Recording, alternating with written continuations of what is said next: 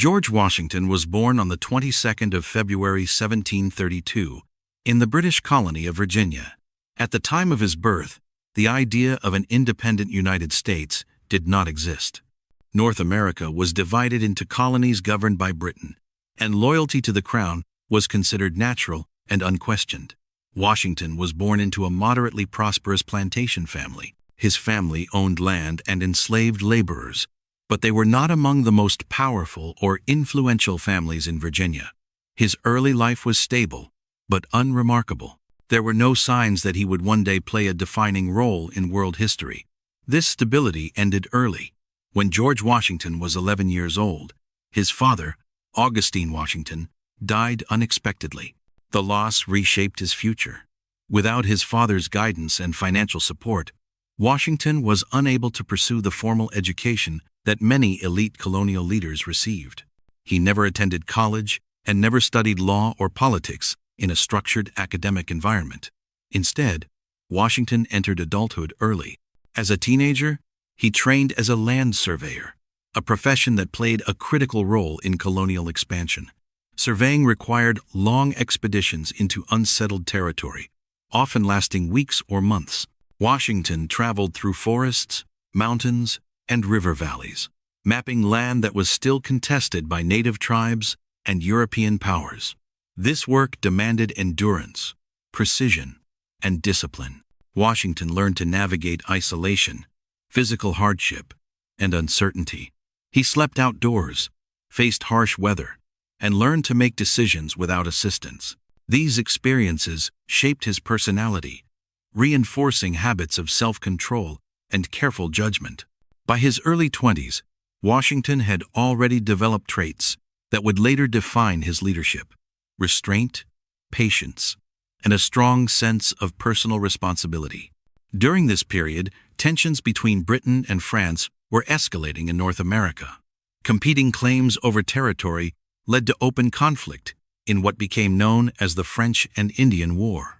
Washington joined the Virginia militia, entering military service with limited experience but strong ambition. His early military career was difficult. Washington made tactical errors, underestimated opponents, and suffered defeats.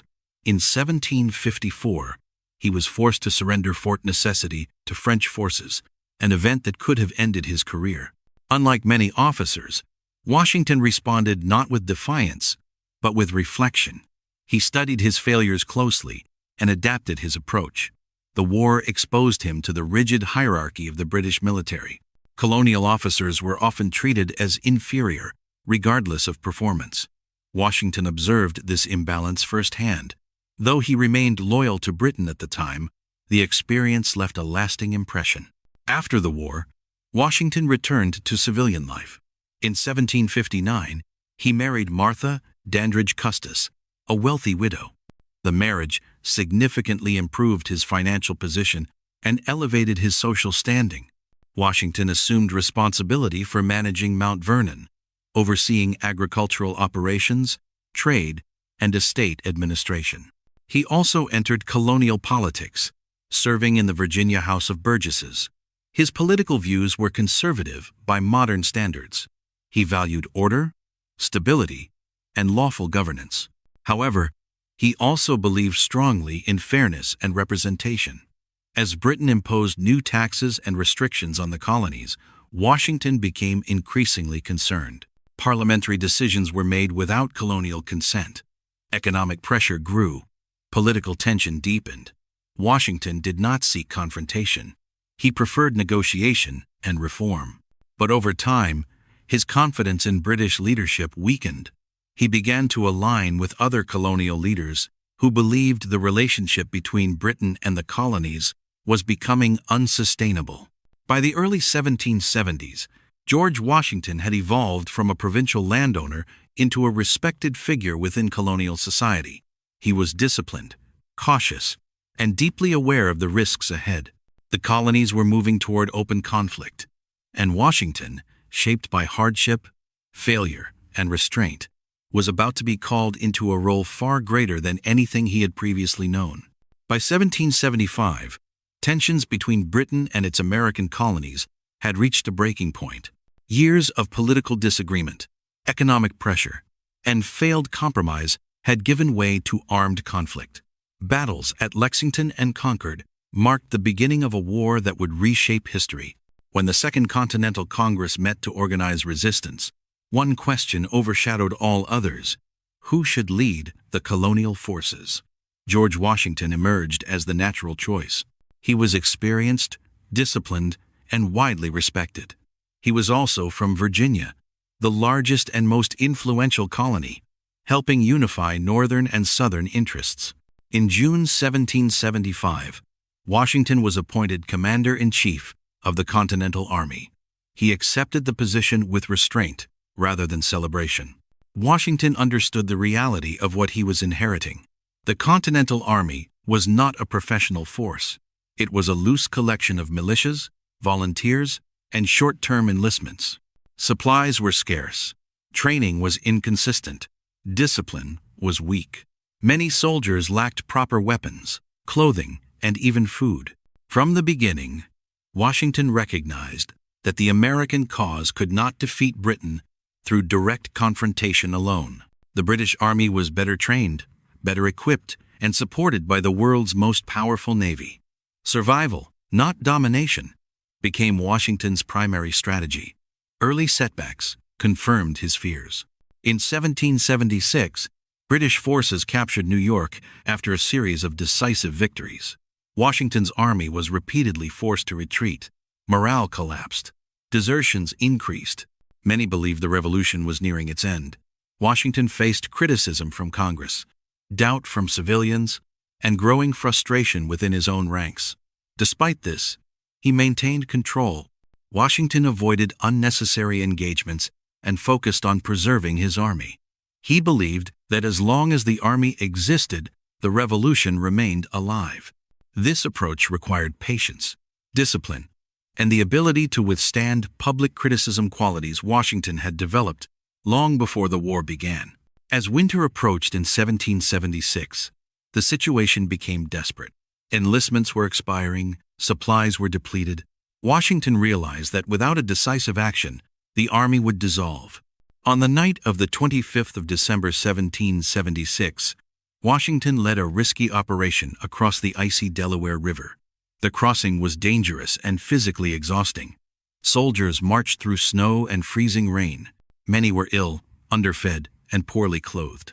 The surprise attack that followed, against Hessian forces in Trenton, was modest in scale but enormous in impact. It restored morale and renewed belief in the revolutionary cause. Washington demonstrated that leadership was not only about battlefield success, but about timing and psychological impact. The war continued for years after Trenton, marked by uncertainty and endurance rather than decisive victories. By the winter of 1777, the American Revolution had reached a breaking point. George Washington was still commander of the Continental Army, but victory felt distant. The early enthusiasm of rebellion had faded, replaced by exhaustion, doubt, and fear. Congress struggled to fund the war. Soldiers went unpaid. Supplies were scarce. Desertions increased. Many Americans quietly wondered whether independence had been a mistake. Washington understood the reality better than anyone. He knew that the war would not be won through dramatic battles alone. The British Army was stronger, better trained, and backed by the most powerful empire in the world. For the revolution to survive, Washington needed to do something far more difficult than winning battles. He needed to keep the army alive. That winter, Washington led his forces to Valley Forge, a desolate encampment outside Philadelphia. Nearly 12,000 men arrived with inadequate clothing, little food, and minimal shelter. Disease spread quickly. Hunger was constant. Over the course of the winter, thousands would die not from enemy fire, but from exposure and illness. Valley Forge became the ultimate test of Washington's leadership. Washington refused to abandon his men. He shared their hardships, walked among the camps, and constantly appealed to Congress for aid. His presence alone helped hold the army together. He believed that if the army survived the winter, the revolution itself might survive with it. During this dark period, A critical transformation began. A Prussian military officer, Baron Friedrich von Steuben, arrived at Valley Forge and offered his services. With Washington's support, von Steuben introduced discipline, standardized training, and modern battlefield tactics. Day after day, soldiers drilled under harsh conditions, slowly becoming a unified and professional fighting force. By the spring of 1778, the Continental Army that marched out of Valley Forge was fundamentally different from the one that entered. It was still under-equipped, but now it was disciplined, confident, and capable of standing against British regulars. The war dragged on for years. Washington avoided large, risky confrontations, choosing instead to wear down British forces through strategic movement and attrition. This approach frustrated critics, but Washington understood that time was his ally. Every year the war continued, drained British resources, and increased the chances of foreign support. That support finally came in the form of France, whose alliance changed the balance of the conflict. French money, troops, and most importantly naval power gave Washington the opportunity he had been waiting for. In 1781, British General Charles Cornwallis moved his army to Yorktown, Virginia, believing the British Navy would protect him. Washington recognized the mistake instantly. Coordinating secretly with French General Rochambeau and the French fleet, Washington executed a bold maneuver, marching his army south, while French ships blocked British escape by sea. Yorktown was not a single dramatic battle, it was a siege. American and French artillery slowly crushed British defenses. Cut off, surrounded, and outnumbered, Cornwallis surrendered on the 19th of October 1781. The war was effectively over. For Washington, the victory was decisive, but incomplete. Independence had been secured on the battlefield, yet peace raised new and dangerous questions. The army remained under arms. Congress was weak. The future of the nation was uncertain. Washington now held immense influence, and history offered countless examples of victorious generals turning that influence into absolute power. What Washington chose to do next would matter as much as any battle he had ever fought. As the fighting ended and negotiations began, the revolution entered a new phase, one where unity, restraint, and leadership would be tested not by war, but by peace itself. The surrender at Yorktown ended major fighting, but it did not bring immediate stability. The Treaty of Paris would take years to finalize, and in the meantime, the new United States existed in a dangerous state of uncertainty. The British were withdrawing, but America had no strong central government, no reliable economy, and no clear sense of national unity. Victory had removed a common enemy, and without it, internal tensions began to surface. At the center of this fragile moment stood George Washington. The Continental Army was still assembled, and its soldiers were angry. Many had gone years without proper pay. Promises made during the war had not been kept. Some officers openly discussed refusing to disband until Congress met their demands. A few even hinted that Washington should seize power and impose order himself. To them, it seemed practical after all.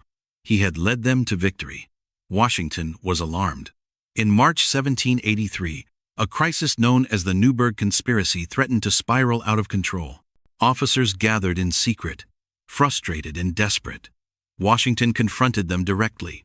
In a quiet, emotional address, he appealed, not to anger, but to conscience. At one point, he put on his reading glasses and admitted that the war had aged him, saying he had grown gray in their service. The moment diffused the rebellion. The army stood down. Washington had made his choice.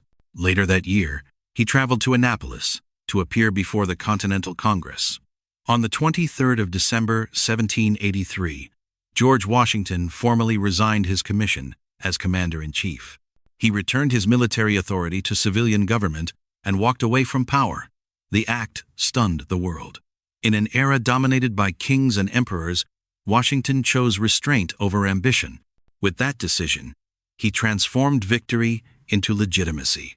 Washington returned to Mount Vernon, intending to retire permanently. He resumed life as a farmer, focusing on agriculture, land management, and business ventures. Yet peace did not bring comfort. Letters poured in from across the country describing unrest, debt, and political paralysis. The nation Washington had helped create was faltering. The Articles of Confederation, America's first governing system, were proving dangerously weak.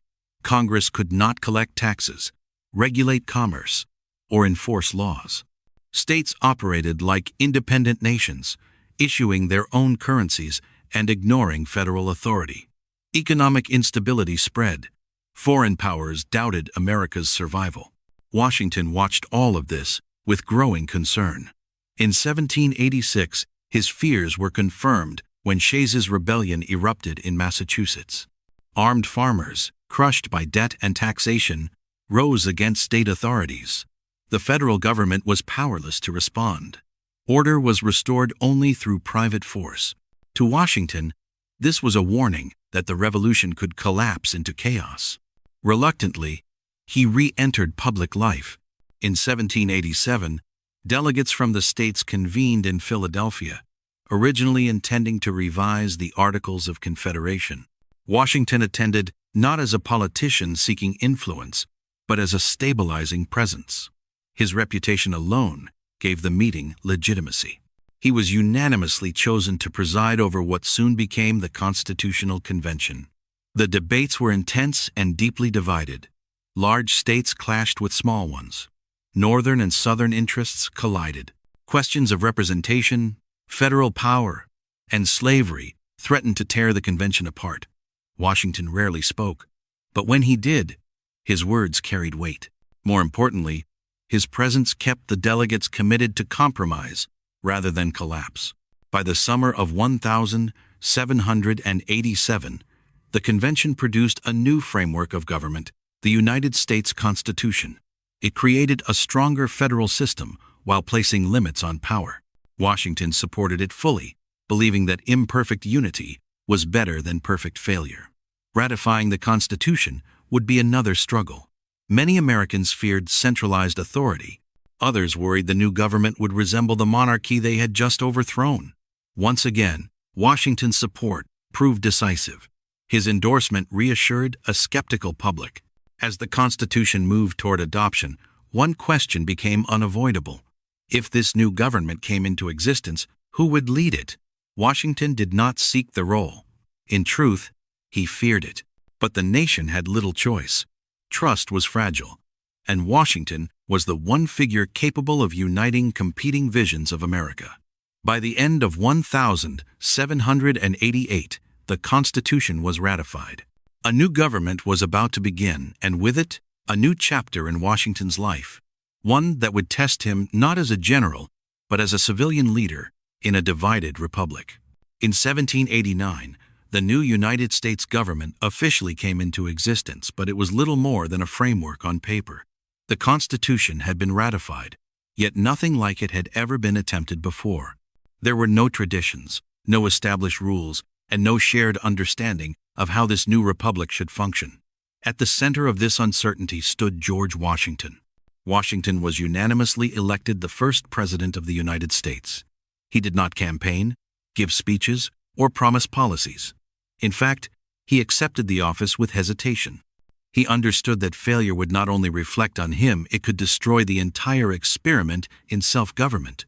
On the 30th of April 1789, Washington took the oath of office in New York City, the temporary capital. He approached the role with caution and discipline, aware that every action would set a precedent. Even small decisions, how to address the president, how often to speak publicly, how much authority to exercise, carried enormous weight. One of Washington's first priorities was building a functioning government. He established the nation's first executive departments and formed a cabinet composed of men with sharply different views. Alexander Hamilton, Secretary of the Treasury, pushed for a strong central government, a national bank, and close economic ties with Britain. Thomas Jefferson, Secretary of State, favored limited federal power, an agricultural economy, and sympathy toward revolutionary France. Washington allowed these opposing visions to coexist, believing that open debate would lead to better decisions. However, the disagreements soon hardened into factions. Political parties, something Washington deeply distrusted, began to take shape. He feared that loyalty to party would one day outweigh loyalty to the nation. Economic stability became an urgent concern. Hamilton's financial plan called for the federal government to assume state war debts and establish national credit. The plan was controversial, but Washington supported it, believing that financial strength was essential for national survival. Slowly, the economy stabilized, but resentment grew among those who felt excluded or burdened by federal policies. In 1794, that resentment erupted into the Whiskey Rebellion. Farmers in western Pennsylvania violently resisted a federal tax on distilled spirits. The rebellion challenged the authority of the new government and threatened to expose its weakness. Washington responded decisively. He personally led militia forces to suppress the uprising, not as a show of tyranny, but as a statement that laws passed by elected representatives would be enforced. The rebellion collapsed without major bloodshed. The message was clear. The federal government was real, and it would endure. Foreign affairs posed even greater dangers. Britain and France were once again at war, and both nations pressured the United States to choose sides. Many Americans sympathized with France, which had helped secure independence. Others favored Britain for economic reasons. Washington refused to be drawn into European conflicts. In 1793, he issued the Proclamation of Neutrality, declaring that the United States would remain independent of foreign wars. The decision was unpopular and fiercely debated, but Washington believed neutrality was essential. The nation was young, divided, and militarily weak. Another war could be fatal. As his first term ended, Washington hoped to retire. Instead, political instability and public demand convinced him to serve a second term. The divisions within his cabinet deepened. Hamilton and Jefferson eventually resigned. Political attacks against Washington himself intensified. Newspapers accused him of monarchy, corruption, and betrayal of revolutionary ideals. These criticisms weighed heavily on him. Washington never sought popularity. What troubled him most was the growing sense that unity, the very thing he believed the revolution had been fought to achieve, was slipping away. By the end of his second term, he was exhausted, both physically and mentally. The presidency, as he had shaped it, was stable, but the nation was clearly entering a new and uncertain phase. Washington knew his continued presence could no longer heal the divisions forming beneath the surface. The greatest service he could now provide was not leadership, but restraint. As the election of 1796 approached, Washington prepared to step away from power once more, determined to leave the nation with guidance rather than control. What he chose to say before departing would become one of the most important warnings in American history. As George Washington's second presidential term drew to a close, the United States stood at a crossroads. The government was functioning, the economy was stabilizing, and the nation had survived its earliest tests. Yet beneath the surface, political divisions were deepening. Factions had hardened into parties. Public discourse was becoming hostile. Washington feared that the unity forged during the Revolution was beginning to fracture. In 1796, Washington made a decision that once again surprised the world. He announced that he would not seek a third term as president. At a time when leaders commonly ruled for life, Washington chose to step away. His decision established a powerful precedent. Leadership in the United States would be temporary, and power would transfer peacefully. Before leaving office, Washington issued his farewell address, a carefully written message intended not for one moment, but for future generations. In it, he warned against the dangers of political parties, which he believed could divide the nation and place personal ambition above the public good. He cautioned against permanent foreign alliances, urging Americans to maintain independence in their decision-making. Above all, he emphasized the importance of national unity, reminding citizens that the republic could survive only if its people valued it above sectional or personal interests. In March 1797, Washington quietly returned to Mount Vernon for the final time. Unlike earlier retirements, this one was permanent. He devoted himself to managing his estate, improving agricultural practices, and spending time with his family. Though he remained respected and consulted by leaders, he refused to re-enter political life. He believed that the nation must learn to function without him. Washington's health gradually declined, but his influence did not. Across the country, Americans looked to his example as the standard for leadership. He was not remembered for grand speeches or sweeping laws, but for restraint, knowing when to act and when to step aside. On the 14th of December 1799, after a sudden illness, George Washington died at the age of 67. News of his death spread rapidly. In America, cities held memorials, bells tolled, and citizens mourned a man many had come to see as the embodiment of the nation itself. Congress declared days of mourning. Across the Atlantic, former enemies honored him as a rare figure in history, a revolutionary who did not become a tyrant. Washington was not without flaws. He struggled with doubt. He made difficult compromises. He lived in an age shaped by contradictions, including slavery, which would haunt the nation long after his death. Yet what distinguished him was not perfection, but principle. Time and again, he chose the long-term survival of the Republic over personal power. By surrendering authority first as a general, then as a president, Washington shaped the moral foundation of the United States. He proved that leadership could exist without domination, and that a nation could be guided by law rather than force. George Washington did not define America through conquest or command. He defined it through example. In an era ruled by crowns and empires, he chose something revolutionary: to serve, to build, and then to step aside. That choice became his greatest legacy.